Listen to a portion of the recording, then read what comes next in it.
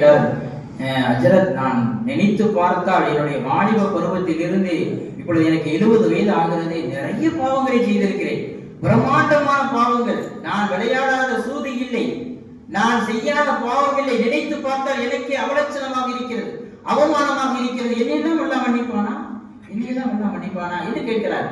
நிச்சயம் மன்னிப்பான் பெருமக்களே. அல்லாஹ் சொல்கிறான், யா இபாதியல்லதீன அஸ்ரஃபு அலா அன்ஃபுஸிஹிம், தங்களுக்கு தாங்களே அநியாயம் செய்து கொண்டு பாவம் இணைத்துக் கொண்ட அடியார்களே, பாவம் இணைத்துக் கொண்ட அடியார்களே, பயப்பட வேண்டாம்.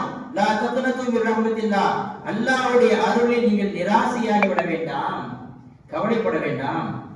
நீங்கள் மன்னிப்பு கேளுங்கள். இன்னல்லாஹ யக்ஃபிரு துனூப ஜமீஅ, அனைத்து பாவங்களையும் அல்லாஹ் மன்னிப்பான். என்னிடத்தில் ஷிர்க் என்கிற இணை வைப்பை செய்யாதிருக்கும் காலமெல்லாம் நீ என்ன பாவம் செய்தாலும் என்னிடத்தில் வந்து கேள், நான் மன்னிக்கிறேன் என்று அல்லாஹ் ரப்பல் ஆலமீன் நம்மை அரவணைப்பதற்கு தயாராக இருக்கிறார். ஸல்லல்லாஹு அலைஹி வஸல்லம் ஒவ்வொரு நாள் இரவிலும் அல்லாஹ் தன் கரங்களை நீட்டி அடியார்களை அழைக்கிறான், வாருங்கள் மன்னிப்பு கேளுங்கள், நான் தருகிறேன் என்று நபிகள் நாயகம் ஸல்லல்லாஹு அலைஹி வஸல்லம் சொல்கிறார். ஒரு காட்டரபி, நீண்ட தூரத்தில் இருந்து ஒரு கிராமவாசி காட்டரபி மக்காவுக்கு வந்தார். மக்காவிற்கு அப்பொழுதுதான் அவர் வந்திருக்கிறார். வந்தவர் காபத்துல்லாவில் அப்படியே தவாப் செய்து கொண்டிருக்கிறார். இஸ்லாத்தை தழுவாதவர்கள் கூட அன்றைக்கு காபாவை தவாப் செய்வார்கள், உங்களுக்கு நன்றாக தெரியும். அப்ப காபாவை தவாப் செய்து கொண்டே இருக்கிறார். தவாப் 7 தவாஃபை முடித்து விட்டு யா அல்லாஹ் யா கரீம் அப்படின்னு சொன்னார். உடனே கண்மணி நாயகம் ஸல்லல்லாஹு அலைஹி வஸல்லம் பக்கத்துல போய் நின்றுகிட்டு யா அல்லாஹ் யா கரீம் அப்படின்னு சொன்னார். இவர் திரும்பி பார்த்தார், காட்டுவாசி, யார் யார் இது? ஸல்லல்லாஹு அலைஹி வஸல்லம் இப்பதான் பார்க்கிறார். வந்திருப்பது மாணவி என்று அவருக்கு தெரியாது. யார் நம்ம சொல்ற மாதிரி இவர் சொல்றாரு அப்படின்னு இப்படி பார்த்தாரு. பார்த்துட்டு சரி யாரோ ஒரு ஆள் சொல்லிட்டு ஜம்சம் தண்ணீர் குடித்தார். காட்டரபி குடித்து விட்டு யா அல்லாஹ் யா கரீம் அப்படின்றார். கண்மணி நாயகம் ஸல்லல்லாஹு அலைஹி வஸல்லம் பக்கத்துல போய் நின்றுகிட்டு யா அல்லாஹ் யா கரீம் அப்படின்னு சொன்னாங்க. மறுபடியும் இவர் உரைத்து பார்த்தார். இன்னும் நம்ம பக்கத்துலயே வர்றாரு, நம்மளை ஃபாலோ பண்றாரு, நம்ம சொல்றதையும் திருப்பி திருப்பி சொல்றாரு. என்னாச்சு இவருக்கு? சரி அப்படின்னு ஸ்கிப் பண்ணிட்டு சை செய்வதற்கு போனார். சஃபாவினுடைய மலை குன்று மேலே ஏறி நின்று கொண்டு அந்த காட்டரபி யா அல்லாஹ் யா கரீம் அப்படின்னு சொன்னார். ஸல்லல்லாஹு அலைஹி வஸல்லம் மலை குன்றின் மீது ஏறி நின்று கொண்டு யா அல்லாஹ் யா கரீம் அப்படின்னா சரி ஏதோ நடக்கிறது. தன்னுடைய கோபத்தை கட்டுப்படுத்தி கொண்டு மருவாவுக்கு போனார். மருவா மலையின் மீது நின்று கொண்டு யா அல்லாஹ் யா கரீம் என்றார் அந்த காட்டரபி. ஸல்லல்லாஹு அலைஹி வஸல்லம் விடல, பின்னாலே போய் ஃபாலோ பண்ணி யா அல்லாஹ் யா கரீம் என்று சொன்னார்களா இல்லையா? திரும்பி கண்மணி நாயகம் ஸல்லல்லாஹு அலைஹி வஸல்லம் தாடியை பிடித்து விட்டார். காட்டரபியில் தானே அப்படிதான் இருப்பார் கிராமவாசி. தாடியை பிடித்து என்ன நினைத்துக் கொண்டிருக்கிறேன்? நானும் பார்க்கிறேன், நான் யா அல்லாஹ் யா கரீம் என்றால் நீரும் யா அல்லாஹ் யா கரீம் என்று சொல்கிறேன். நான் போகிற இடத்திற்கெல்லாம் நீர் வருகிறீரே, என்ன நினைத்துக் கொண்டு கேள்வி செய்கிறீரா? நான் இந்த மக்காவிற்கு ஏன் வந்தேன் தெரியுமா? ஒரு உத்தமமான மனிதரை சந்திப்பதற்கு வந்திருக்கிறேன், ஒரு புனிதமான நோக்கத்திற்காக வந்திருக்கிறேன். சண்டை செய்ய விரும்பவில்லை. இல்லை என்றால் என்ன நடக்கும் தெரியுமா? எனக்கெல்லாம் அப்படி ஆத்திரம் வரும். நல்ல வேளை நான் நல்ல நோக்கத்திற்காக வந்திருக்கிறேன், அதனால் உன்னை விடுகிறேன், போ, பிழைத்து போ என்று அந்த காட்டரபி சொன்னார். அதான் கேட்டாங்க, அப்படி யாரை பார்க்க வந்திருக்கீங்க? ஒரு உத்தமமான புனிதமான மனிதனை சந்திப்பதற்காக நீண்ட தூரத்திலிருந்து வந்தேன் என்று சொல்கிறேன், அது யார் என்று தெரிந்து கொள்ளலாம். அதெல்லாம் உனக்கு தேவையா? நீ போ, கோபத்தை கலப்பாத என்று அந்த காட்டரபி சொல்கிறார். இல்ல அது யாருன்னு சொன்னா நான் அந்த ஆளை காட்டுவேன் அல்லது வீட்டை காட்டுவேன்ல. இது நல்ல ஐடியா.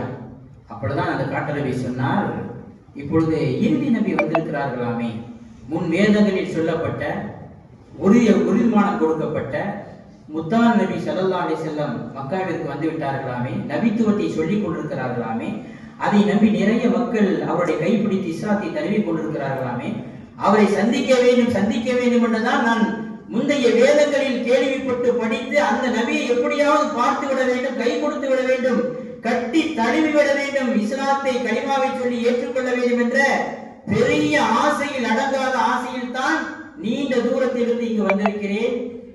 அதனால உன்னை விடுறேன், போயிரு அப்படின்னு சொன்னார் அந்த காட்டரபி. ஸல்லல்லாஹு சொன்னார்கள், என்னை நன்றாக உற்று பாருங்கள், என்னை நன்றாக உற்று பாருங்கள், ஏதாவது தெரிகிறதா?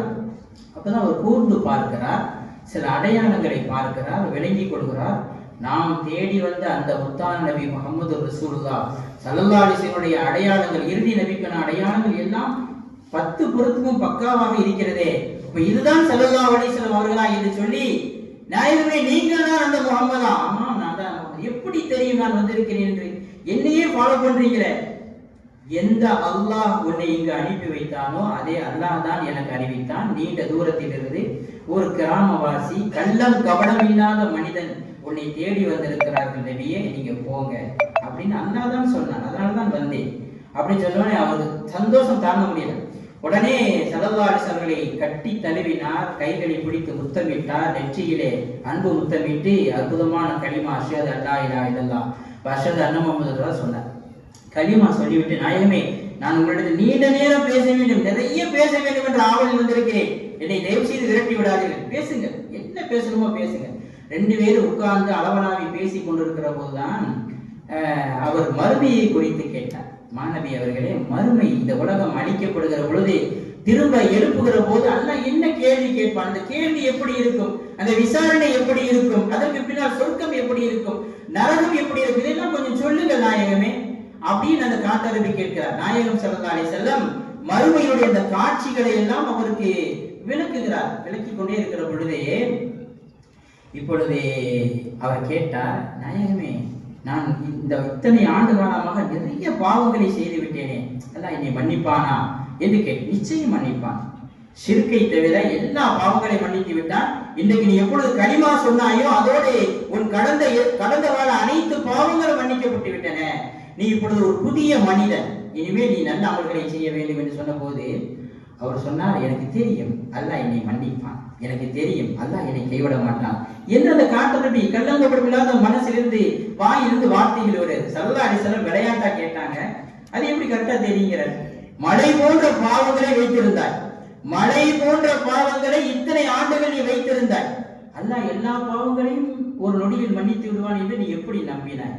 காட்டரபி சொல்றார், நாயகமே நாளைக்கு மறுமையிலே அல்லாஹ் என்னை எழுப்பி என்ன கேட்பான்? இவ்வளவு மழை போன்ற பாவங்கள் வைத்திருக்கிறாயே என்று அல்லாஹ் கேட்டால் எனக்கு என்ன சொல்ல தெரியாதா? யா அல்லாஹ், என் பாவங்கள் பெரிதாக இருக்கலாம், என் பாவங்கள் பெருசா, உன்னுடைய மன்னிப்பு பெருசா, அதை மட்டும் சொல்லு அப்படின்னு நான் கேட்பேன். இல்ல உன்னுடைய பாவம் தான் பெருசு, என்னுடைய மன்னிப்பு சிறுசுன்னு அல்லாஹ் சொல்லுவானா நாயகமே? அப்படி சொல்லிடுவானா அப்படின்னு அவர் கேட்டார். கள்ளங்கபடம் இல்லாத மனசு. அடுத்து, நாயகமே என்னுடைய பயங்கரமான தவறுகளையும் குற்றங்களையும் அல்லாஹ் எனக்கு முன்னே கொண்டு வந்து போட்டு, உன்னுடைய பாவங்கள் குற்றங்கள் எவ்வளவு பிரம்மாண்டமாக இருக்கிறது என்று சொன்னால் நான் திருப்பி கேட்பேன், யா அல்லாஹ் என்னுடைய குற்றங்கள் பெரியதான், ஆனால் என்னுடைய குற்றங்கள் அதிகமா, உன்னுடைய ரஹ்மத் அருள், உன்னுடைய கருணை அது பெருசா, என்னுடைய பாவம் பெருசா சொல்லு அப்படின்னு நான் கேட்பேன். அல்லாஹ் இப்படி சொல்லி விடுவானா, என்னுடைய கருணை சிறியதுதான், உன்னுடைய பாவங்கள் தான் பெருசு என்று அல்லாஹ் சொல்லுவானா நாயகமே? சொல்ல முடியுமா? என்னை அறிவித்துக் கொள்ள மாட்டானா என்று அந்த கள்ளம் கபடமில்லாத அந்த வாயிலிருந்து வரக்கூடிய அந்த வார்த்தைகளை பார்த்து கண்மணி நாயகம் ஆச்சரியப்பட்டு பார்க்கிறார். ஒரு கிராமவாசி, படிப்பறிவில்லாத ஒரு சாதாரண ஒரு காட்டுவாசிக்கு கூட அல்லாஹ்வுடைய கருணையின் மீது அன்பின் மீது இவ்வளவு அழுத்தமான பார்வை இருக்கிறதா, புரிதல் இருக்கிறதா, அல்லாஹ்வை இவ்வளவு தூரம் அவர் நம்புகிறாரா என்று சொல்லி ஸல்லல்லாஹு அலைஹி வஸல்லம் அப்படியே கொஞ்சம் அழுதுட்டார், ஆனந்த கண்ணீர் விட்டார். இப்ப ஸல்லல்லாஹு அலைஹி வஸல்லம் அழுக வந்துருச்சுன்னா யார் வந்துருவா? ஜிப்ரீல் வந்துருவான். ஜிப்ரீல் அலைஹிஸ்ஸலாம் உடனே இறங்கினார்கள் ஒரு நற்செய்தியை கொண்டு. என்ன சொல்கிறார்? நாயகமே அல்லாஹ் உங்களுக்கும் சலாம் சொன்னான், இந்த காட்டுவாசி இவருக்கும் அல்லாஹ் சலாம் சொன்னான். அல்லாஹ்வுடைய சலாம் கிடைப்பது பெரிய விஷயம். சலாம் சொன்னான், அல்லாஹ் சொல்ல சொன்னான், அல்லாஹ் கரீம் லா யுஹாசிபுனா வலா நுஹாசிபுஹு. அல்லாஹ் இவற்றை கேள்வி எந்த கேள்வியும் கேட்பதில்லை என்று அல்லாஹ் முடிவு செய்து விட்டான். அல்லாஹ்வை இவரும் விசாரணை செய்ய தேவையில்லை, இவரை அல்லாஹ்வும் விசாரணை செய்ய தேவையில்லை, எந்த கேள்வி கணக்கும் இல்லை, இவருக்கு நேரடி சொர்க்கம் என்று அல்லாஹ் சொல்ல சொன்னான் என்று ஜிப்ரீல் அலைஹிஸ்ஸலாம் சொல்லிட்டு போனார்கள்.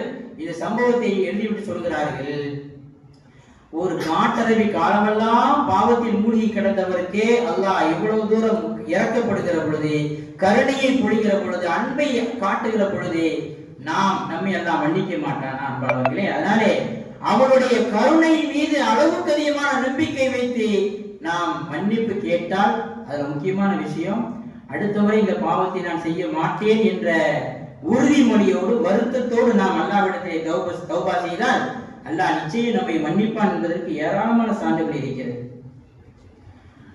அப்பதான் அந்த காட்டலைக்கு பாடினார், ரப்பியின் அகுமத் துனூபி கஸீரத்துன் ஃபகத் அலிம்து பிஅன்ன அஃவக அஅலமு. யா அல்லாஹ், என்னுடைய பாவங்கள் அதிகம் தான், ஆனால் நான் அறிந்திருக்கிறேன் உன்னுடைய மன்னிப்பு அதைவிட பிரம்மாண்டமானது. இன் கான லா யர்ஜூக இல்லா முஹ்ஸினு ஃபமனில்லதி யதுஉ வ யர்ஜுல் முஜ்ரிமு. யா அல்லாஹ், உன்னிடத்திலே நல்லவன் மட்டும்தான் உன்னிடத்திலே வந்து இருக்க முடியும் என்று சொன்னால், அப்படி எங்களை போன்ற பாவிகள் எங்கு போவோம்? எங்களை போன்ற பாவிகள் எங்கு போகும்? எந்த வாசல் எங்களுக்கு இருக்கிறது? உன்னுடைய வாசலை விட்டால் வேறு எந்த வாசல் எங்களுக்கு கருணை காட்ட முடியும் யா அல்லாஹ் என்று அவர் சொல்கிறார். இந்த மாதிரி அவர் அற்புதமான பாடலை மனமுருகி பாடினார். நபிகள் நாயகம் ஸல்லல்லாஹு அலைஹி வஸல்லம் அவரை வாழ்த்தி அனுப்பினார்கள் என்று நாம் பார்க்கிறோம் பெருமக்களே. எனவே